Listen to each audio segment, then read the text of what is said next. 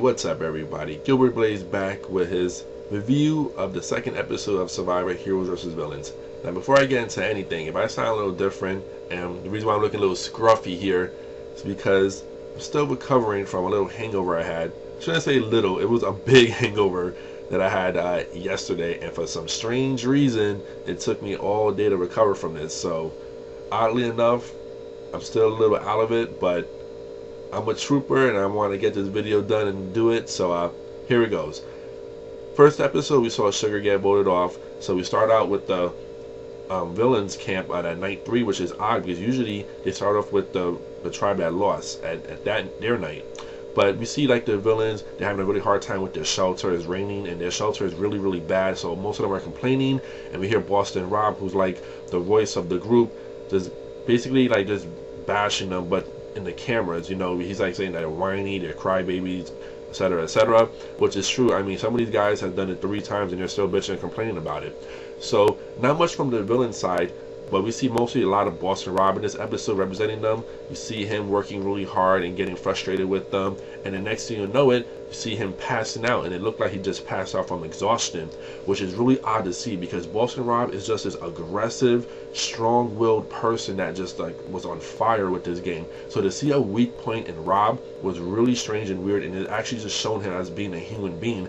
So he was pretty out of it, and you know, Jerri saw him, discovered him out of it, so I guess she ran back and called Medics, and the next thing you know is Medics coming with Jeff Probst, which is kind of odd because where was Probst at? I mean, usually you would think Probst is like far away from their camp, but so be it. He came with the medical staff and they checked out Rob, and he looked really out of it, like he was not responding. They were trying to give him water, he had like a hard time drinking the water, and next you know, you see him breaking down, he's crying, he's talking about how hard the game is, and it's just really weird to see that side in Rob because he's never ever seen that side in Rob before.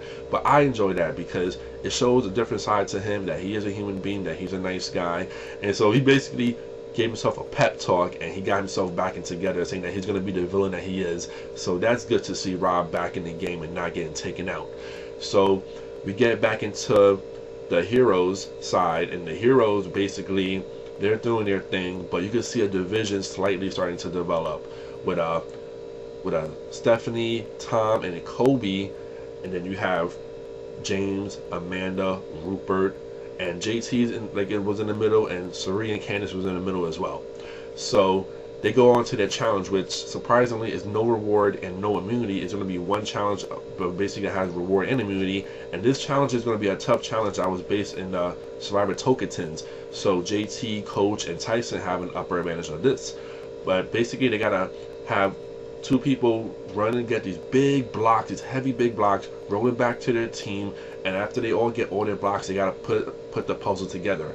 So it sounds easy, but it really wasn't easy at all, because these blocks were humongous, they were huge, they were heavy, and then all the whole motion of them getting together and gelling together to solve a puzzle.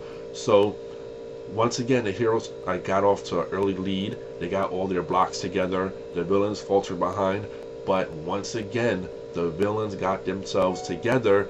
They took Boston Rob's lead. Rob just completely took control, told everyone to shut up, and everyone shut up and listened to him, and he took charge and just completely did that puzzle, and everyone followed, and the villains won.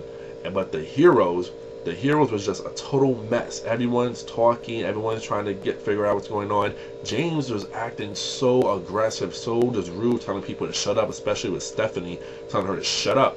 So they couldn't get their act together, and they lost another immunity challenge, which means they're going to lose their second member.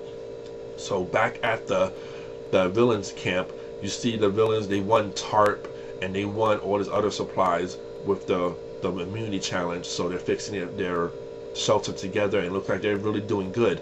But Russell, you could tell, you know, Russell's got a big ego. He wants to be the big man on the tribe. He wants to compete with Rob, and he knows he has to compete with Rob. So he goes out and just gets a chicken out of nowhere. Once again, chickens are popping up. He gets a chicken to supply food for his tribe. So definitely down the line, you're definitely going to see a Rob versus Russell collision about to happen. I can't wait to see that. That should be interesting to see. But back at the heroes, they're all scrambling and scuffling to find out what's going on. James basically just had a big tirade in front of the whole tribe. He got pissed off. He was angry about losing. He wanted everyone to shut up, listen to one person, but no one did that. So that ruffled people the wrong way, especially with Stephanie, Tom, and Kobe. And so with James this year, I mean, this is his third Survivor, and you definitely see a different side of him. You know, people always see him as like this big teddy bear, this sweetheart of a guy, but I knew there was a different side of James. I mean, you definitely seen an aggressive, a mean side of James this year. So he was definitely politicking, campaigning to get Stephanie out because he thought she was basically a cancer, being that she survived her whole entire tribe, her tribe of losers that kept losing every single challenge, and he basically thought that she was a cancer, and he wanted her gone. So he started getting all the troops rallied up against her, and Stephanie, Tom, and Kobe seen that they were on the outs. So they had to try to get the two people that were floaters, basically, which is Jerri and Candace. So they basically started talking to those two girls to see if they can get them on their side so they can get rid of Amanda, because they felt maybe they could target Amanda, seeing that she's like probably the weakest person.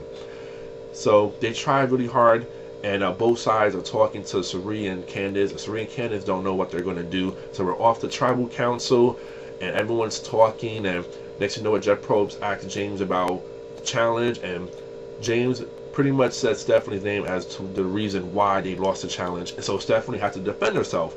But James is being very condescending, calling her babe, sweetheart, as he's talking to her, and they get into a little argument, and out of nowhere, Kobe stood up and defends Stephanie, which was great to see. Great job, Kobe. And then Tom stood up and defended Stephanie, and so they definitely were on Stephanie's side, which was nice to see, because James was basically acting like a total dick, being a dictator, being a bully, and I hate bullies. One thing I hate are bullies.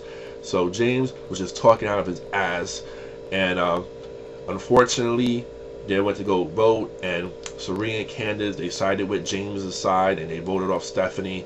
So Stephanie gets voted off. She becomes the second person voted out of Survivor Heroes versus Villains.